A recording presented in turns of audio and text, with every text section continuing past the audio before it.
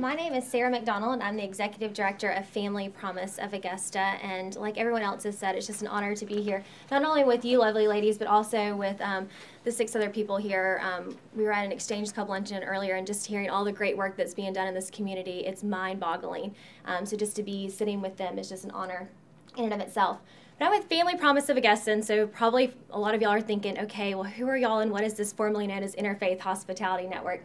And it's very simple. We changed our name this past year to make it an umbrella name. So we have Family Promise of Augusta, and underneath it we have 3 programs. Interfaith Hospitality Network, which is still the same shelter for homeless families. We're within the church walls. Then we have our Children's Day Shelter, which is for cost-free daycare for our families, as well as for any other families going at Safe Homes, Salvation Army, Garden City Rescue Mission, and anybody else that deals with homeless families, which that is also a program that y'all have funded in the past, which we were greatly indebted to y'all for that. And then the third program we have is that of our transitional housing program, which is what I'm really here to talk to you about today, which is what we're requesting funding for.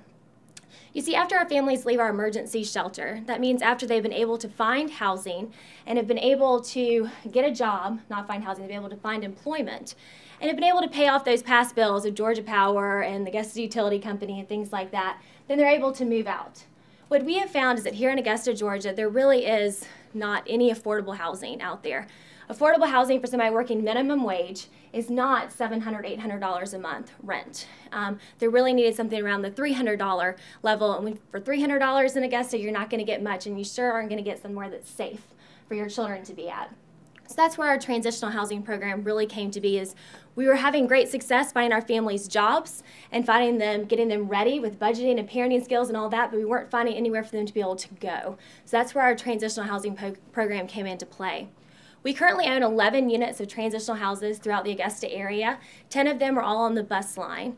And when I say transitional housing, I'm meaning this is for a short period of time. It's for 2 years. For 2 years, a family can live in one of our units. They have to pay for all of their utilities. It is rent-free to them.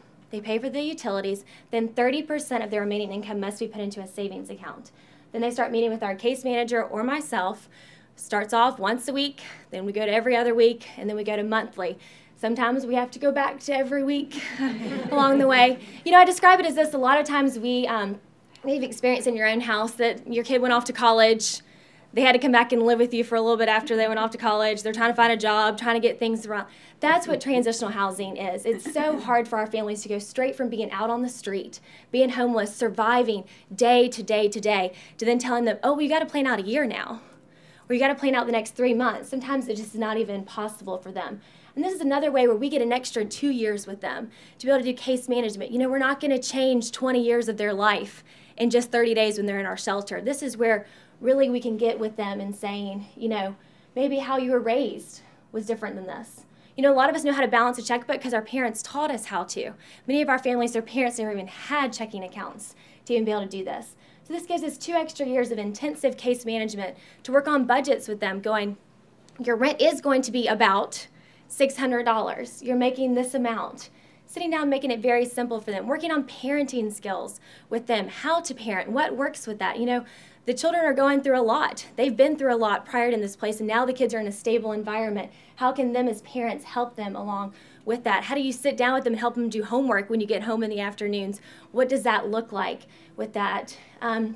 We also help them with nutrition. That's the biggest piece of it right now, is that a lot of our families in living day to day, they've just gone with the fast foods, the easy things. They've used their food stamps on junk and things like that. And the kids have gotten used to it. So that's one of the things that we're working with is how can you use the food stamps, the resources that you have, be able to make healthy meals for your children. That also helps with behavior and helps with all of the above.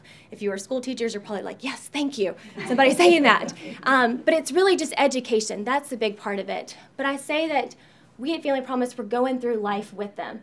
And the biggest part of the name change, y'all, was plain and simple. When our families opened up the phone book and saw Interfaith Hospitality Network, they didn't know what that was. Now they know about the phone book and it says Family Promise. And they know that we're making a promise to them that we're going to help them through this time of their lives. It's plain and simple. There's no other hidden agendas along with it. That's what it's about, and that's what we're designed to do. We have an 89% success rate. That means that 89% of our families that come into our shelter and leave out of our program leave with both jobs and housing and are able to maintain that for 3 years. In the last 3 years, we had 44 families come through our program, only 4 left with either no income or stable housing, because we do not consider it a success if you left with one or the other. You leave with both. So that's 89%. Since we opened our doors in 1998, we have served 266 families, and that's 563 children. That may not seem like a huge number to you, but out of that, 89% are doing well. 89% are living in their own house right now. They're either renting it, some are even owning it. That's what it's about. It's not about putting a Band-Aid on the problem. It's about solving it. And all our families need is just somebody to guide them through. I joke around, I have a 2-year-old, but I actually have, right now, I have 13 children. That's how many people are in my program right now, because that's really what it's like. It's just having somebody say, I care about you, I love you, and I want to go through life with you. And that's what it's about. The reason we're asking for transitional housing in particular is because HUD recently decided that transitional housing is no longer considered a homeless issue. It's no longer considered homeless services, so our funding was cut dramatically for this. Actually, there is no more funding for it. We at Family Promise believe this is an integral part of this program. We have nowhere else for them to be able to go when they leave. So that is why we're reaching out to you right now for that funding. We're also reaching out to churches and saying we're trying to get churches to adopt a transitional house, to say we want you to help with the repairs and the maintenance and things like that, but also provide just a mentor to the families that are in the program. But this money itself is going to let us get through this year. It's going to help us with the main piece of it, which is to provide for the case manager salary. That's the biggest part of it. Our churches will pay for the repairs and all that, and I can get Habitat for Humanity to come out and partner with me. But I needed somebody to help for the main part of this, the heart of this, which are the people working close by with my families, which are really making the difference. I shared earlier that this is what it's all about. Is today, while I was at the luncheon earlier, I had a mom going out. We were able to provide her with a car today. She got out, she got her license, tag, and title all in her name. And then she went up and picked her child up from school today. It was right before I got here, and she came back with tears in her eyes and said, this is what it's about, Miss Sarah, because I got to pick up my child today. I did, not y'all, not anybody else, I did. And next Friday, she's going into her own place, and she's providing rent, and she's paying her own rent. That's what it's about. It's about giving these women back their motherhood. That's what it's about. And that's what we do every day at Family Promise, and I'm so blessed to be a part of it. I thank you for what y'all helped us do with our Children's Day Shelter, and I'm excited for any future partnerships that we can have. Thank you so much for the opportunity to be here this afternoon. Is there any questions? Sorry. Exhausted.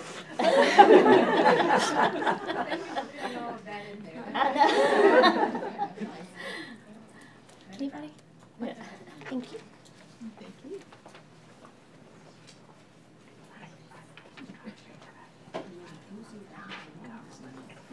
And now you're thrilled to follow her. That's right.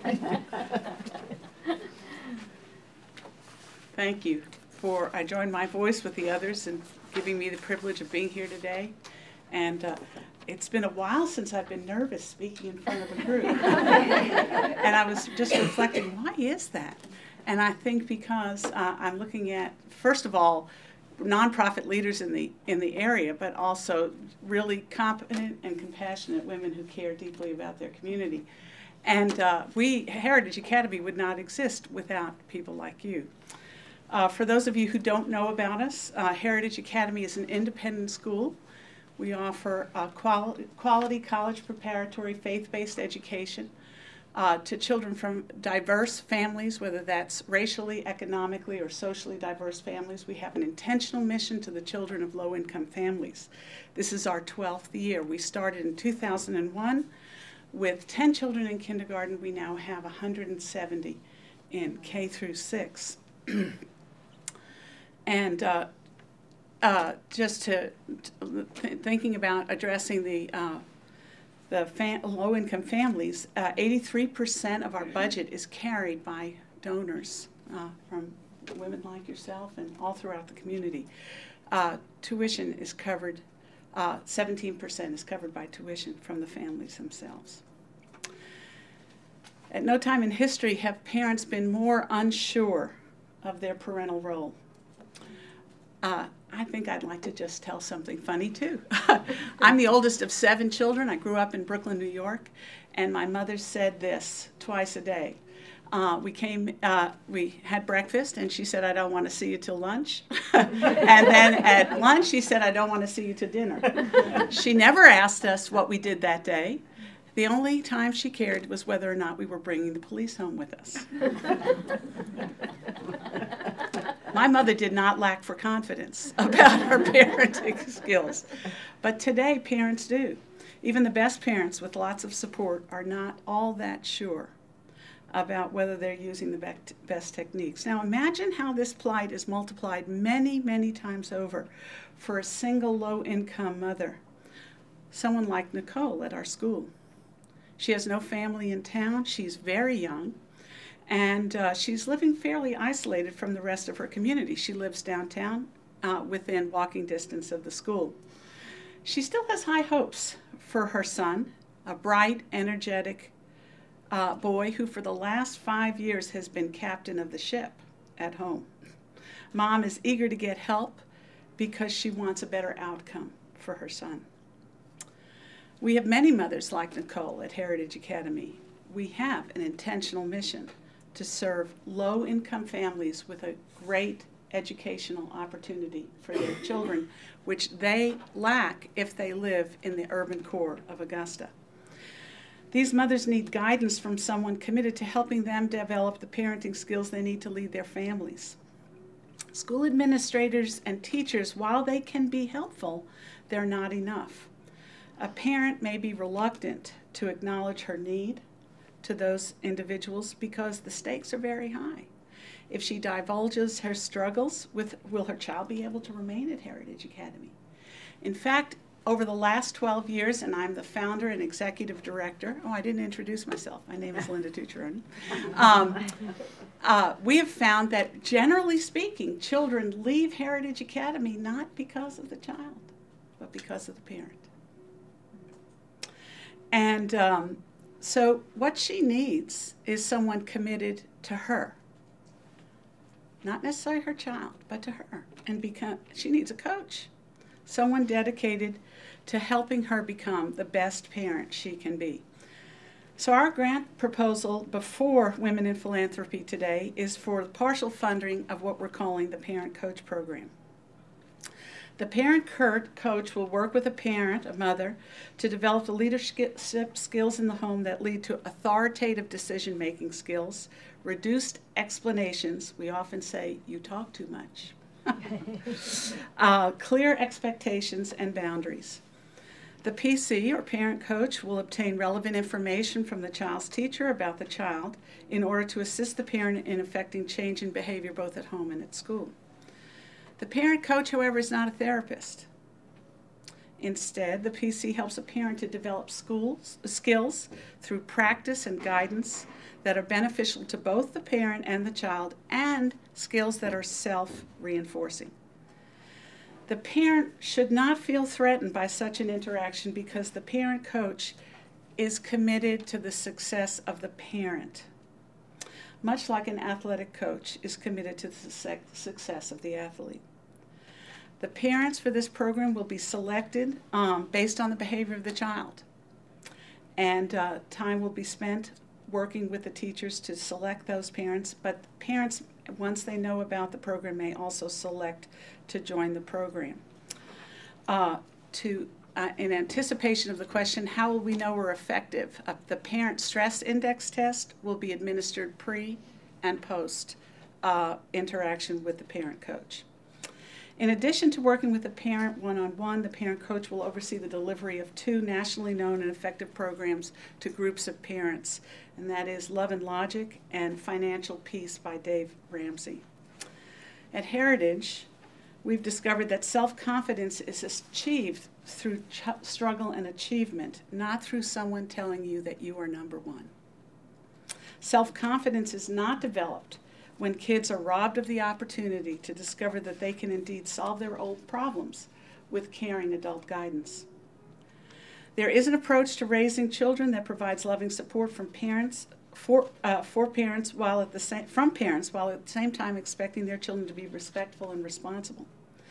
This approach is known as Love and Logic, and it's a philosophy founded by Jim Fay and Foster Cline, and is based on over 75 years of experience working with and raising children. The Parenting the Love and Logic Way curriculum teaches parents how to hold their kids accountable in a special way, using empathy and understanding that accompany personal accountability. The Love and Logic method causes the child to see the parent as the good guy and the child's poor decision-making as the bad guy. When done on a regular basis, kids develop an internal voice that says, I wonder how much pain I'm going to cause myself today if I choose this pathway. Kids who develop this internal voice become more capable of standing up to peer pressure.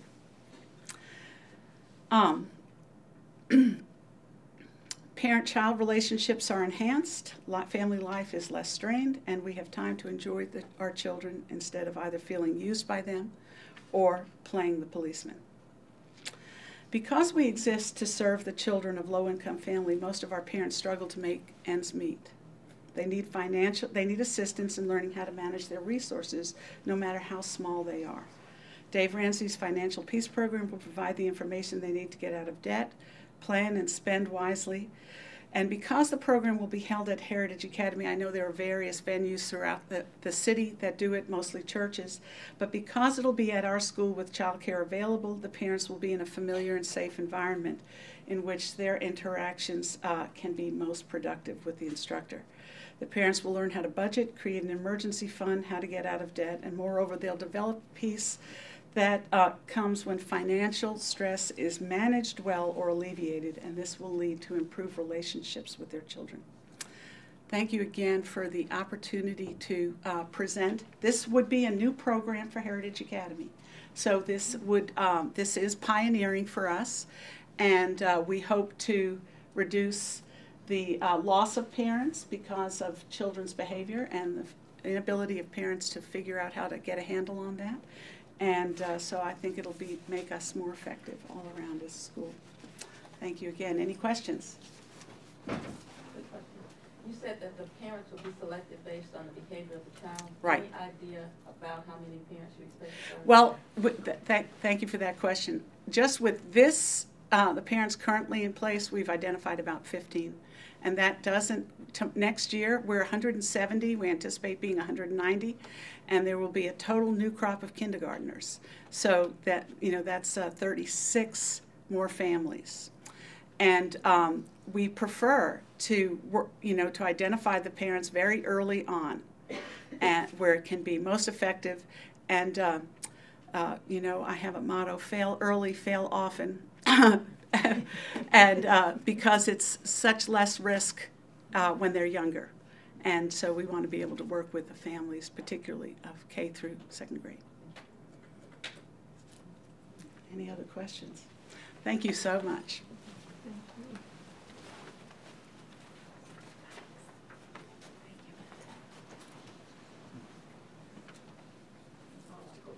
I think I can squeeze through here.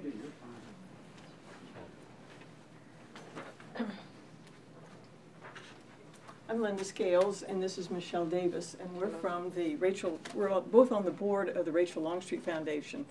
And the Rachel Longstreet Foundation sponsors the Jesse Norman School of the Arts. We appreciate the opportunity to be here, appreciate the work that you do, and the diversity we've seen this afternoon is very, very interesting. There's a group within our community that hasn't been discussed this afternoon, and that's a very, very important group of young women, and those are the high school girls. And we are proposing a project, a pilot project, that's going to address staying in school and education beyond high school. I don't know whether you saw in the Chronicle in January, but the graduation rate in Richmond County is 54%. Think of the impact of not having a high school degree and people that end up in homeless. The poverty rate amongst people with no high school education is extremely high. And the impact on the community is extremely high when you have all these people that don't have the education, therefore they can't get off minimum wage jobs, and that is so limiting. We're very concerned about the experiences of these high school girls. And our target for this pilot project is to select from the same demographic that Heritage Academy, the Title I schools, those children who are most disadvantaged, because in their families, they may not live in a family where people graduated high school, let alone had a vision of education beyond. And so that's what we're going to do with this pilot project. We're going to take 45 children, 45 girls initially, but I expect that it could be an expanded program to try to motivate the girls to stay in school. And we're approaching that from many different directions. One is to have a panel of women professionals to share with the girls their process to become a professional woman and what that was like, what they needed to do, what their inspirations were. And then we're going to use art to explore feelings, also to look at barriers, what's stopping me from being able to do what I'd really like to do. Junior Achievement has a wonderful program that does things like, if you have this much education, you can expect to receive this much money. Therefore, your options for housing, cars, etc., will be governed in this way. And so we're looking at that. But also we want to take them on college campuses. I had the experience of taking some Jesse Norman students to visit college campuses, and we sat down at lunch at the GRU, pardon me. I'll get it. You said write a note. But at the student union, and had lunch there, and the children's response was, well, they look just like us. Now, what did that mean? But I would fit in here, and that was a surprise. And so we want to expose them to campus life and help them see what that would be like for them. But in a nutshell. Okay, and Linda said, I am Michelle Davis. I am on the board. I'm ecstatic about being on the board. I'm the newest member, and I'm just thrilled to be a part of everything that's happening in the community. As terms of a little bit about me, education-wise, okay, so I got a bachelor's degree from the United States Military Academy at West Point. I got a master's degree from Duke University, and I got a law degree from the University of Alabama. I've served my country in terms of being an Army officer, and I'm currently a practicing attorney. So in most circles, that probably is fairly impressive, some people would say, right? But when I think about the Rachel Longstreet Foundation and the community and the girls that they are trying to serve, I'm one of those girls. When I think about how I grew up and I think about my childhood, I was one of those statistics. I grew up in a family that, you know, there were other girls in the family, other sisters, but we didn't have a bunch of money. I grew up impoverished, if you will. I didn't have parents who supported and went to school and was a part of everything that I did. But along the way, my soul saving grace was knowing that I had this expectation of going to college. And when I think about it really was my saving grace. And I got that from Mrs. Worth, who was my first grade teacher. I got that from Mrs. Corrigan, who was my middle school PE teacher, who always stayed on us about doing the right thing. And then I got it from my German teacher in high school, Frau Duda, because at that time I was the only black student who would ever think about taking German. All right? And so my family would tease me about, you're never going to go to Germany. Why are you taking German? And they thought the language was so harsh, but I loved it. And I did. I spent 3 years in Germany as an Army officer. And so I'm so proud to say that I've been able to travel the country and do those different things. So when you fund a program like this, and I certainly hope that you will, you're telling these young ladies, these young girls at a very critical time of their life, that you care about them. They are listening. They are listening to a lot of things. They're listening to music. They're listening to television. They're listening to film. They're listening to all of that. So we have to get into the fight and let them know that there is an expectation that you go on to college, that you become a productive part of this society and the community. We want to, again, change that perspective and let them know, okay, there is an expectation for you to go to college, and that it's okay to be different. It's okay to have goals. Unfortunately, the peer pressure at that age sometimes leans them in a different way, and it doesn't encourage them in the way that they should be encouraged. And what I didn't say is that I'm a single mother of a baby girl who's now 23. And so when you do fund a program like this, not only are you helping that one girl, but you may also be helping her son or daughter. Because when I think about my young daughter, who's now, I call her my baby, but she's 23, she's able to take care of herself. She's living in Los Angeles. She's been immersed in the arts. She's a wonderful, just person all around. And, this is a little bit of a personal note. She's been able to delay, if you will, being a single mom like I was. And so that in and of itself just lets me know that that thing that helped me, that little nudge that I got along the way, and the nudge that you can give these girls, it lasts a lifetime.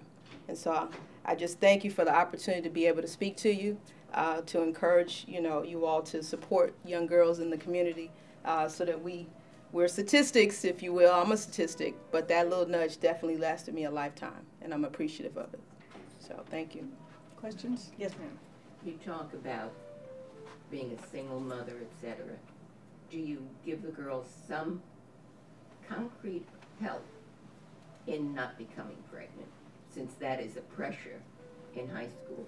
I think when we talk about decision making, that and that kind of fits in the junior achievement block, in that when I make these decisions, what's the impact?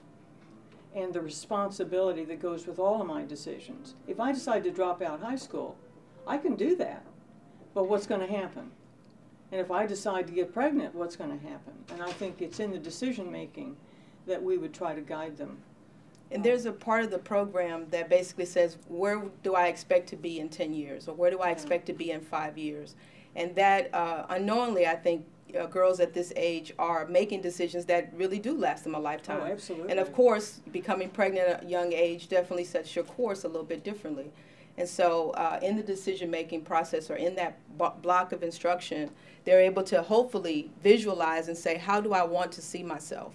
And know that if I make decisions today, there is absolutely a consequence, whether I see them today or I see them 10 years from now. There is absolutely a consequence to this decision I'm making today. So, interesting statistic that 74% of households headed by a woman are in poverty level. That it's, women need educational options. They just really, really do. Other questions? Thank you very much. thank you. Thank you.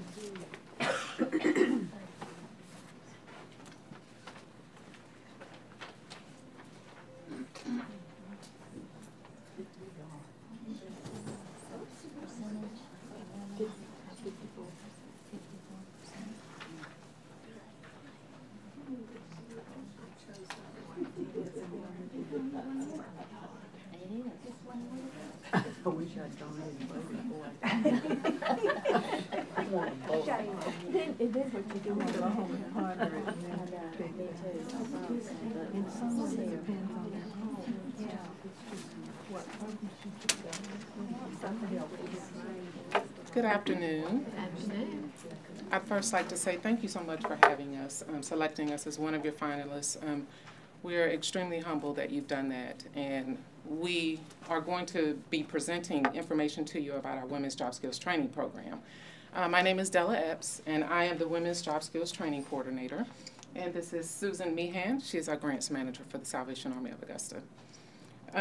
Women do need educational options, and that is a part of what the Women's Job Skills Training Program is doing for the Salvation Army. It is a 3-month-long tuition-free program, and we provide job skills, life skills training, certifications, and also we refer out into the community. Some of you guys, we refer our clients to them on a daily basis. So I know what it means to serve in the community. And I'm sitting back there listening to you, and I'm shaking my head because I'm like, wow, this is a great room to be in. And so today we're coming to you to talk a little bit about our program, and hopefully at the end of it, we will be able to move forward with a new certification for the program to assist the women. Over 100 women have walked through the doors of our program since its inception in 2009. 85% of them have become success stories by either gaining employment, enrolling in college, going back to receive their GED, or just moving from homelessness to a house status. My personal favorite, however, is that they realize they are worthy and they have a purpose. Who are the women we serve? They're single mothers, divorced homemakers, victims of poverty, indecisive girls, and just plain tired women. They are someone's sister, mother, daughter, niece. Simply put, they are me, or they could be you. They are women with futures. With additional funding, we'll be able to provide valuable job skills training, such as customer service certification. Adding a customer service certification to our curriculum will increase opportunities for employment, plain and simple. According to the Bureau of Labor Statistics, employment of customer service representatives are expected to grow by 15% all the way to the year 2020. That means that women are able to get jobs that pay $14 on an average. That doesn't seem like much to a room like this, but it's a livable wage. It's a wage you can live off of, not try to survive off of. Employment and wages that will lead to self-sufficiency. Self-sufficiency, for some of them, completing this program is going to be their first step to their independence. One day we may see them managing companies, leading meetings, giving back to the community, or even teaching classes. Allow me to tell you a little bit about some of the phenomenal women that have graduated from our program. Deborah entered the program after her divorce. I remember the day I got her phone call inquiring about the program. She said, "I just need a hand up. I'm not looking for someone to do everything for me. I just need a hand up." Deborah lacked the job skills necessary to obtain a job after 7 years of employment. She learned to type and produce Word documents, and in a few months, Deborah was ready. Deborah now works for a major printing company in Augusta, and the best thing about it, she says, is that I can take care of myself now. Self-sufficiency. Another superstar, Rochelle, who literally walked through the door like a rock star, lip pierced, claw nails, and 3 colors in her hair. Rochelle hid her insecurities behind her appearance. Life skills helped Rochelle discover her true self. Our Suit Yourself for Success classes guided Rochelle as she changed her appearance from rock star to businesswoman. It's amazing what a professional wardrobe can do. She is not only the friendly voice on the other end of the phone when you call the Department of Community Affairs, she also helps other women look their best as a sales associate at Lane Bryant. Our Suit Yourself for Success closet provides business attire for each woman participating in the program. There are more phenomenal women than I can mention today. Ida, named Salvation Army Employee of the Month. Lanika, owner of L&A Photography. Trish, GED recipient. Cindy, personal care assistant. Cordelia, college student. Self-sufficiency. Brigham Young spoke words that hold true for our program. You educate a man, you educate a man. You educate a woman, you educate a generation. What can a woman become when she's given education, life skills, and hope? Gracious woman in philanthropy. She can become who she was meant to be. She can become self-sufficient. Thank you for your time, and if there's any questions, I'll be glad to answer them. Thank you.